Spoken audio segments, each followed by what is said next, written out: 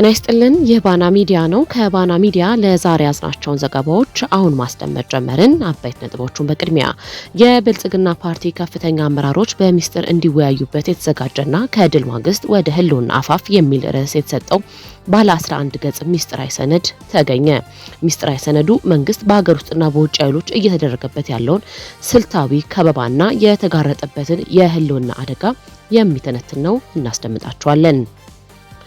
ሰሞኑን አፍሪካ ኮንፊደንሻል የተሰኘው ድህረ ገጽ የፌዴራል መንግስት ሰራዊቱን ወደ ትግራይ ለማስገባት ለክልሉ አመራሮች አሳውቋል የሚል መረጃ ይዞ ወጥቷል። የወጣው ዘገባን ተከትሎ በትግራይ ህዝብና በፖለቲካው ሊቃን ዘንድ ከፍተኛ ተቃውሞና ጥርጣሬን ቀስቅሷል። የወሬው መነሻ ምንድነው የሚለውን እናስቃኛቸዋለን። ገዢው የብልጽግና ፓርቲ በሰባተኛው ሀገራዊ ምርጫ ዋዜማ የራሱን ድክመቶች በአደባባይ የሚያጋልጡ ተቃዋሚዎችን በደህንነት ኃይሎች አማካኝነት የማሳደድና የማስፈራራት ዘመቻን አጠናክሮ ቀጥሏል። በዝርዝር ይዘነዋል። ፕሬዝዳንት ዶናልድ ትራምፕ በኢራን የኃይል ነዳጅ ማመንጫ ጣቢያዎች ላይ ሊሰነዘር የነበረውን ጥቃት ለተጨማሪ 10 ቀናት እንዲቆይ አዘዋል። ዩራኒየሙን ለመውሰድ ወደ ኢራን በ9 ሰዓት እንገባለን በማለት በፌዝ ምላሽ ሰጥተዋል የሚሉና ሌሎችንም ዜናዎች ይዘናል። አብራችሁን ቆዩ። የብልጽግና ፓርቲ ከፍተኛ አመራሮች በሚስጥር እንዲወያዩበት የተዘጋጀና ከድል ማግስት ወደ ህልውና አፋፍ የሚል ርዕስ የተሰጠው ባለ 11 ገጽ ሚስጥራዊ ሰነድ ተገኘ። ሚስጥራዊ ሰነዱ መንግስት በሀገር ውስጥ በውጭ ኃይሎች እየተደረገበት ያለውን ስልታዊ ከበባና የተጋረጠበትን የህልውና አደጋ የሚተነትን ነው። በሚስጥራዊ ሰነዱ ቀደም ሲል በተናጠል ይንቀሳቀሱ የነበሩ ህወሓት፣ የሱዳን አልቡርሃን፣ ግብጽ፣ ሻዕቢያና የአማራ ክልል ፋኖ አሁን ላይ የብልጽግና ስርዓትን ማስወገድ በሚል በጋራ አጀንዳ መተባበር ራቸውን ጠቅሰዋል። በተለይም ግብጽ በሱዳንና በኤርትራ በኩል ኢትዮጵያን ከሰሜን ምዕራብ በመክበብ የስርዓት ለውጥ ለማምጣት እያሴረች መሆኑን ሰነዱ ያስጠነቅቃል። ይህም ጥምረት የመንግስት የዲፕሎማሲ ክፍተቶችና የውስጥ አመራር ድክመቶችን እንደ መልካም አጋጣሚ እየተጠቀመባቸው መሆኑ ተመላክቷል። ሰነዱ በትግራይና በአማራ ክልል የሚታዩ ፖለቲካዊ እንቅስቃሴዎችን ለመቀልበስ ስልታዊ መነጠልን እንደ ዋና መፍትሄ ያስቀምጧል። በጀነራል ታደሰ ወረደ የሚመራው ጊዜያዊ አስተዳደርና በህወሓት መካከል ያለውን ስንጥቅ እንደ ድል በመጠቀም ህወሓትን በውስጥ የደህንነት ስራዎች ማዳከም፣ ፋኖን በወታደራዊ ኃይል ከመምታት ይልቅ በአመራሮቹ መካከል የጥቅምና የስልጣን ሽኩቻ በመፍጠር እርስ በርስ እንዲጠራጠሩ ማድረግ፣ የቀይ ባህር አጀንዳን በወቅታዊ አጀንዳነት ወደ አደባባይ ማውጣቱ የስርዓቱን እድሜ አደጋ ላይ የጣለ ስህተት እንደነበረ ሰነዱ በግልጽ አምኗል። ይህ ጥያቄ ታሪካዊ ጠላቶችን በአንድ ግንባር እንዲሰለፉ፣ አማጽያኑም የሉዓላዊት ተከላካይ አድርገው እንዲታዩ እድል ሰጥቷል ይላል። በመሆኑም አጀንዳው ከወታደራዊ ፉክክር አውጥቶ ወደ ረቂቅ የዲፕሎማሲያዊ ረድፍ እንዲመለስ መመሪያ ሰጥቷል። ፓርቲው ስልጣኑን ለማስቀጠል በውስጥ መዋቅሩ ላይ ጥብቅ እርምጃዎችን እንዲወስድ ሰነዱ ያዛል።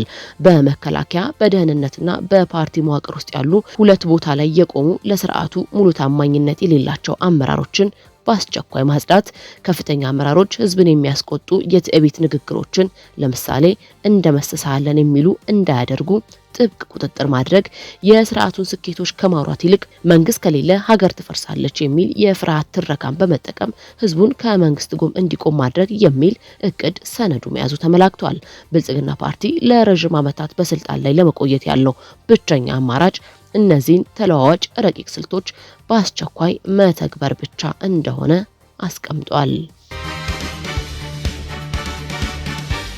ሰሞኑን አፍሪካ ኮንፌዴሬሽን የተሰኘው ድረገጽ የፌዴራል መንግስት ሰራዊቱን ወደ ትግራይ ለማስገባት ለክልል አመራሮች አሳውቋል የሚል መረጃ ይዞ ወጥቷል። የወጣው ዘገባን ተከትሎ በትግራይ ህዝብና በፖለቲካው ሊቃን ዘንድ ከፍተኛ ተቃውሞና ጥርጣሬን ቀስቅሷል። በተለይም የአብይ ደጋፊ ተጋሩ መከላከያ ወደ ትግራይ ሊገባ ነው የሚል የተደራጀ ወሬ በማሰራጨት ላይ ይገኛሉ። የብልጽግና መንግስት ላለፉት 2 ዓመታት ሰራዊቱ ወደ ትግራይ ለማስገባት በየቀኑ የትግራይ አመራሮችን ሲጠይቅ መቆየቱ በተደጋጋሚ ሲገለጽ ቆይቷል። አብይ አህመድ ትግራይ ከኤርትራ ጋር ለማጣላት ኑ አብረን እንውረር፣ ፋኖን በጋራ እናጥፋው፣ ምዕራብ ትግራይ ትገባላችሁ የሚል መደለያም ሲያቀርብ ቆይቷል። ሆኖም የትግራይ ሰራዊት አመራሮች ከእንግዲህ በኋላ ከማንም ጋር የመዋጋት ፍላጎት የለንም፣ ከኤርትራ ጋር ይሁን ከአማራ ጉዳያችን በሰላም መጨረስ ነው የምንፈልገው የሚል ምላሽ ተሰጥቶታል። በዚህም የተበሳጨው የአብይ አህመድ መከላከያ ወደ ትግራይ እንዲገባ ሌላ አጀንዳ ፈጥሮ ነበረ።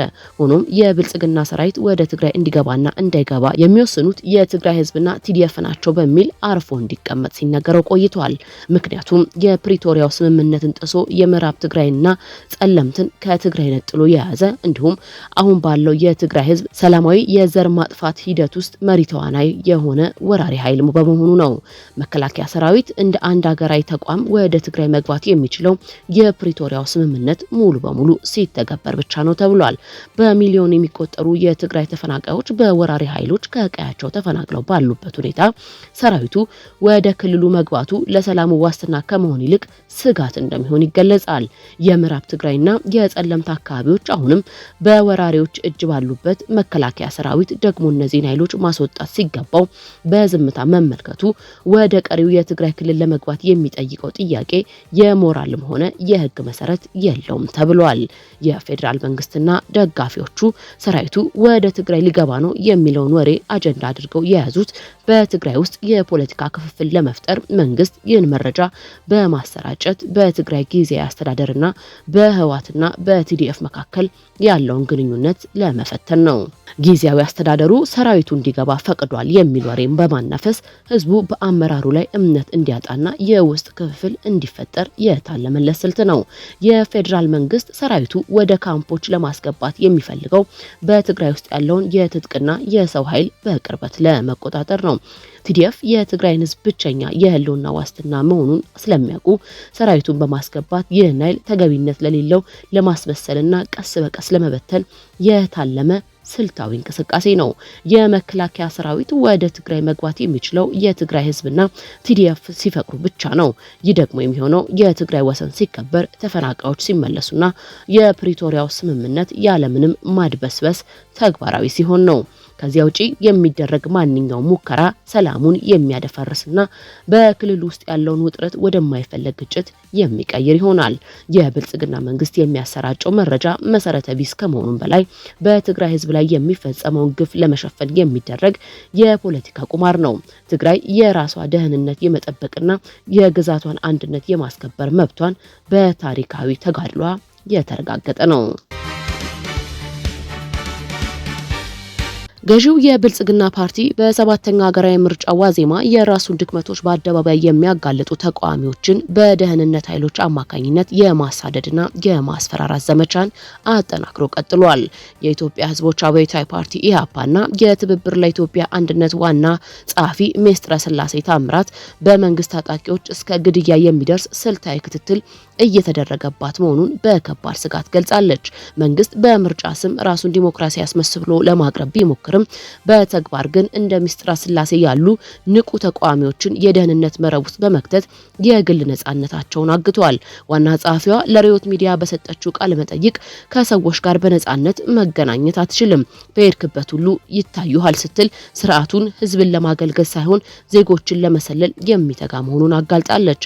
የደህንነት ሰዎች በቢሮ፣ በሆቴል፣ በቤቱ አካባቢ በመሰማራት ከኛ እይታ አታመልጭም የሚል የማስፈራሪያ መልእክት እየላኩባት መሆኑን ገልጻለች። ምስጥረ ስላሴ በምርጫ ቅስቀሳ ወቅት የገዢውን ፓርቲ ገጽታ በሚያቆሽሽ መልኩ ያቀረበችው ሂስ ለመንግስት ከፍተኛ ህመም ሆኖበታል። ወጣቱን እያስገደለ በብልጭልጭ ፕሮጀክት የሚኮፈስ ሀገሪቱን የደም ምድር ያደረገ ስርዓት በማለት የብልጽግናን የልማት ትረካ እርቃኑን ያስቀረችው ዋና ጸሐፊዋ አሁን ለገጠማት የህይወት ስጋት ዋነኛ ምክንያት ይኸው በሳል ትችቷ እንደሆነ ይታመናል። መንግስት የዜጎችን ደህንነት ከማስጠበቅ ይልቅ በስልጣን ላይ ለመቆየት ሲል በውስጥ መረጃ አቅራቢዎች አማካኝነት የግድያ እቅድ እስከ ማውጣት መድረሱን የሚጠቁ መረጃዎች እንዳሏት ምስጥረ ስላሴ ተናግራለች። ኢትዮጵያ በአሁኑ ወቅት ካለምንም ጥፋት ከቤት ተወስደ ያለህበት ሳይታወቅ ረጅም ዓመታት እስርና እንግልት የምታሳልፍባት አሳዛኝ ምዕራፍ ላይ ትገኛለች። ምስጥረ ስላሴ ከመንግስት የውስጥ ሰዎች መረጃ አውታሮች የሰማቻቸው መረጃዎች እጅግ አስደንጋጭ መሆናቸውን በመግለጽ የብልጽግና ባለስልጣናት በሰላማዊ የፖለቲካ ትግል ማሸነፍ ሲያቅታቸው ወደ ኃይል አማራጭ ማዘንበላቸውን አመልክታለች። በኢህአፓ ዋና ጸሐፊ ላይ የተደቀነው አደጋ የገዢው ፓርቲ በምርጫ ወቅት የሚሰነዘርበትን ማንኛውም ተቃውሞ በጠመንጃ አፈሙዝ ለመደቆስ ያለውን ፍላጎት የሚያሳይ ነው። የሀገሪቱ ሰላም በብቃት ማስጠበቅ ያልቻለው የዜጎችን ደም በከንቱ እያፈሰሰ የሚገኘው መንግስት አሁን ደግሞ የፖለቲካ አመራሮችን በማሳደድ የስልጣን እድሜውን ለማራዘም የጭካኔ እርምጃዎችን ለመውሰድ እየተዘጋጀ መሆኑን አመላካች ነው። በመጪው ግንቦት 2018 ዓ.ም በፈረንሳይ ኤቪያን ከተማ የሚካሄደው የዓለም የበለጸጉ ሀገራት G7 ጉባኤ ላይ የደቡብ አፍሪካው ፕሬዝዳንት ሲሪል ራማፎሳ እንዳይሳተፉ አሜሪካ ከፍተኛ ጫና ማሳደሯ ተሰማ። የደቡብ አፍሪካው ፕሬዝዳንት ጽህፈት ቤት ባወጣው መግለጫ አሜሪካ በፈረንሳይ ላይ በፈጠረችው ተከታታይ ተጽዕኖ ምክንያት ለደቡብ አፍሪካ ተላልፎ የነበረው የክብር እንግድነት ግብዣ መሰረዙ አረጋግጧል። ይህ ውሳኔ በፕሬዝዳንት ዶናልድ ትራምፕ የሚመራው ዋይት ሃውስ ከደቡብ አፍሪካ ጋር የገባበትን የከረረ ፍጥጫ በግልጽ ያሳየ እርምጃ ተደርጎ ተወስዷል። የፕሬዝዳንት ራማፎሳ ቃል አቀባይ ቬነስት ማጉዌን ለኤፍፒኤን እንደገለጹት አሜሪካ በደቡብ አፍሪካ በጉባኤ ላይ የምትገኝ ከሆነ እኛ አንገኝም የሚል ጥብቅ ማስፈራሪያ ለፈረንሳይ መንግስት አቅርባለች። ፈረንሳይ የጉባኤው አዘጋጅ ብትሆንም ከአሜሪካ ጋር የሚፈጠርን ዲፕሎማሲያዊ ቀውስ ለመሸሽ ስትል ለደቡብ አፍሪካ የላከችውን ግብዣ ለመሰረዝ ተገዳለች። በአሜሪካና በደቡብ አፍሪካ መካከል ላለፉት ወራት የዘለቀው አለመግባባት ወደዚህ ደረጃ እንዲደርስ ያደረጉት ደቡብ አፍሪካ በአሜሪካ የቅርብ ወዳጅ በሆነችው እስራኤል ላይ በዓለም አቀፍ የፍትህ ፍርድ ቤት የመሰረተችበት ክስ የትራምፕን አስተዳደር ክፉኛ አስቆጥቷል። ፕሬዝዳንት ትራምፕ በደቡብ አፍሪካ ነጮች ላይ የዘር ማጥፋት እየተፈጸመ ነው በሚል በተደጋጋሚ የሚያነሱት መረጃ የሌለው ክስ በሁለቱ ሀገራት መካከል የቃላት ጦርነትን ፈጥሯል። አሜሪካ በደቡብ አፍሪካ ምርቶች ላይ ከፍተኛ የታሪፍ ጭማሪ ማድረጓን የሁለቱ ሀገራትን ኢኮኖሚያዊ ግንኙነት ወደ ዝቅተኛ ደረጃ አውርዶታል። ቻይና፣ ሩሲያና ብራዚል ይህንን የአሜሪካ እርምጃ አምባገነናዊና ፍትሃዊ ያልሆነ በሚል ሊቃወሙት ይችላሉ። ይህም ደቡብ አፍሪካ ከምዕራባውያን ይልቅ ወደ ምስራቁ ጎራ ይበልጥ እንድትጠጋ ያደርጋታል። የአሜሪካ እርምጃ በአንድ ሉዓላዊት የአፍሪካ ሀገር ላይ የተደረገ ንቀት ተደርጎ ስለሚወሰድ አህጉራዊ ተቃውሞ ሊቀሰቀስ ይችላል። እንደ ካናዳ፣ ብሪታንያ፣ ጀርመን፣ ጣሊያንና ጃፓን ያሉ የቡድኑ አባል ሀገራት በዚህ ጉዳይ ላይ ያላቸውን አቋም የተከፈለ ሊሆን ይችላል። ደቡብ አፍሪካ ከዚህ የጂኤት ስብሰባ መገለሏ በምዕራባውያንና በግሎባል ሳውዝ ሀገራት መካከል ያለውን ልዩነት ይበልጥ ያሰፋዋል። የትራምፕ አስተዳደር በደቡብ አፍሪካ ላይ የጀመረው ጫና ሀገሪቱን ከአሜሪካ ጋር ያላትን ዲፕሎማሲያዊ ግንኙነት ሙሉ በሙሉ ወደ ማቋረጥ ደረጃ ሊያደርስ እንደሚችል ይገመታል። በአሜሪካና እስራኤል ጥምረት በኢራን ላይ የተከፈተው መጠነ ሰፊ ወታደራዊ ዘመቻ አራተኛ ሳምንቱን አስቆጥሯል። ውጥረቱ ከቀጥታ ውጊያ ባለፈ ወደ ስነ ልቦናዊ ጦርነት፣ ኢኮኖሚያዊ ማዕቀብና ከፍተኛ የጦር መሪዎች ኢላማ ወደ ማድረግ ተሸጋግሯል። ፕሬዝዳንት ዶናልድ ትራምፕ ጉዳዩን በስላቅና በዲፕሎማሲያዊ ጫና ለመያዝ እየሞከሩ ባሉበት በዚህ ወቅት እስራኤል በበኩሏ የኢራንን ወታደራዊ መዋቅር የመምታት እርምጃዋን አጠናክራለች። ፕሬዝዳንት ዶናልድ ትራምፕ በካቢኔ ስብሰባ ላይ ለቀረበላቸው ወታደራዊ ጥያቄ የሰጡት ምላሽ ዓለምን አስገርመዋል። ዩራኒየሙን ለመውሰድ ወደ ኢራን ይገባሉ ተብለው የተጠየቁት ፕሬዝዳንቱ አዎ ነገ በ9 ሰዓት እንገባለን በማለት በፌዝ ምላሽ ሰጥተዋል። ይህ የትራምፕ አነጋገር ቀጥተኛ ወታደራዊ መረጃን ከመስጠት ይልቅ ጥያቄውን በማጣጣል በኢራን ላይ ስነ ልቦናዊ ጫና ለመፍጠር የታለመ ስልት እንደሆነ ተነግሯል። ፕሬዝዳንቱ አክለውም የኢራን ባለስልጣናት የሀገሪቱ መንፈሳዊ መሪ እንደሆን ጠይቀውኛል ሲሉ በድፍረት የተናገሩ ሲሆን አመሰግናለሁ ግን አልፈልገውም በማለት ውድቅ ማድረጋቸው ተገልጿል። ትራምፕ ኢራን በኢኮኖሚ መዳከሟን ወደ ድርድር ጠረጴዛ ለመምጣት መጓጓቷን ቢገልጹም ቴህራን ግን የአሜሪካ ንግግር መሰረተ ቢስ ስትል አጣጥለዋለች። የአሜሪካው ፕሬዝዳንት ዶናልድ ትራምፕ ሐሙስ በሰጡት መግለጫ ቀደም ሲል በኢራን የኃይል ማመንጫ ጣቢያዎች ላይ እፈጽማለሁ ብለው ዝተውት የነበረውን ጥቃት ከቴህራን መንግስት በቀረበ ጥያቄ መሰረት ለጊዜው እንደሚያቆሙት ገልጸዋል። አክለውም ከእስላማዊቷ ሪፐብሊክ ጋር የሚደረገው ንግግር በጣም በጥሩ ሁኔታ እየሄደ ይገኛል ብለዋል። ትራምፕ ትሩዝ ሶሻል በተሰኘው የማህበራዊ ገጻቸው ላይ ባሰፈሩት ጽሑፍ በኢራን መንግስት ጥያቄ መሰረት ይህ መግለጫ የኃይል ማመንጫ ጣቢያዎችን የማውደም እርምጃዬን ለ10 ቀን አራዝሜዋለሁ ብለዋል። የእስራኤል የመከላከያ ኃይል IDF ቃል አቀባይ ብርጋዴር ጀነራል ኤፊን ዴፍሪን የኢራን ከፍተኛ የጦር መሪዎችን ኢላማ ያደረገው ዘመቻ ተጠናክሮ እንደሚቀጥል አስታውቀዋል። የኢራን እስላማዊ አብዮታዊ ዘብ የባህር ኃይል ዋና አዛዥ አኔዛር ታንግሬሲ መገደላቸውን ተከትሎ የተሰጠው ይህ መግለጫ እስራኤል ከወደ ሙሉ ኢኮኖሚያዊና የመሰረታዊ ልማት ወደ ማውደም ስትራቴጂክ መሸጋገሯን ያሳያል። ኢራን አሜሪካ የነዳጅ ማከማቻ ደሴቷን ካራግን ለመቆጣጠር ካሰበች በቀይ ባህርና በባብ ኤል ማንዴብ በኩል አዲስ ጥቃት እንደምትከፍት አስጠንቅቃለች። የሆርሙዝ ሰርጥ መዘጋትና በቀይ ባህር ላይ የሚሰነዘር ጥቃት የዓለምን የነዳጅ ፍሰት ስለሚገታ ይህ እርምጃ የዓለም ሀገራትን ጉሮሮ እንደተዘጋ የሚቆጠር አደገኛ ሁኔታ እንደሚፈጥር ስጋት ደቅኗል። ዓለም አቀፍ ቀውስ እንዳይባባስ ቱርክ እና ፓኪስታን በአስታራቂነት መንቀሳቀስ ጀምረዋል። አሜሪካ በፓኪስታን በኩል ለቴህራን ባለ 15 ነጥብ የሰላም እቅድ ብታቀርብም ይሁን እንጂ ኢራን ይህንን የአሜሪካ ጥያቄ ውድቅ በማድረግ የራሷን ተኩስ አቁም ስምምነት አቅርባለች። እንደ ጆርዳን፣ ሳውዲ አረቢያና ኳታር ያሉ የሀገራትን መልእክቶች በማስተላለፍ ግጭቱ እንዳይበርድ ጥረት እያደረጉ ይገኛሉ። እንደ ጆርዳን፣ ሳውዲ አረቢያና ኳታር ያሉ ሀገራትም መልእክቶችን በማስተላለፍ ግጭቱ እንዲበርድ ጥሪ እያቀረቡ ይገኛሉ። የመካከለኛው ምስራቅ ውጥረት ወታደራዊ ብቻ ሳይሆን የዓለምን ኃይል ሚዛን የሚቀይር ጂኦፖለቲካዊ ቁማር ሆኗል። የአሜሪካው የሰላም እቅድና የእስራኤል የማያቋርጥ ጥቃት ኢራንን ወደ ድርድር ጠረጴዛ ያመጧት እንደሆነ ወይም ቀጠናውን ወደ ከፋ ጦርነት ያመራ እንደሆነ በቀጣዩ ቀናቶች የሚታይ ይሆናል። የተከበራችሁ የባና ሚዲያ ተከታታዮች ለዛሬ ያዝናቸው ዜናዎች እነዚህን ይመስሉ ነበር። ስለተከታተላችሁን ከልብ እናመሰግናለን። መረጃዎቻችን ለሌሎችም እንዲደርሱ ቪዲዮውን ላይክ እና ሼር ማድረጋችሁን እንዳትረሱ። ለቻናላችን አዲስ የሆናችሁ ደግሞ ሰብስክራይብ በማድረግ የቤተሰባችን አካል ይሁኑ።